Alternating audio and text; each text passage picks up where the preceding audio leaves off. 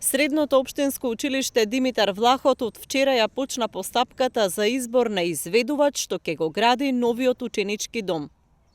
На страницата на e-набавки е објавен огласот со кој ова училиште распишува тендер за избор на изведувач на градежните работи. Станува збор за нов објект што ќе се смести во дворот на ова училиште.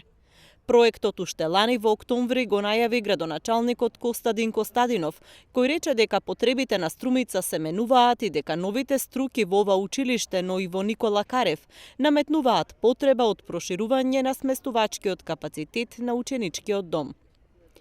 Во ученичкиот дом Димитар Влахов е предвидено да бидат сместени 92 ученици, односно, истиот се предвидува да поседува 92 легла, распоредени во 24 простории со по 4 ученици.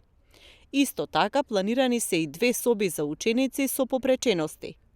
За овој број на ученици планирани се 2 соби за воспитувачи, 2 соби за изолација и 1 соба за медицинско лице. Покрај тоа, има предвидено и доволен број на простории за управата, односно административни простории. Во секоја просторија има предвидена бања со целокупна потребна санитарија. На секој кат се предвидува и читална која учениците би ја користеле за завршување на секојдневните обврски поврзани со училишните задачи.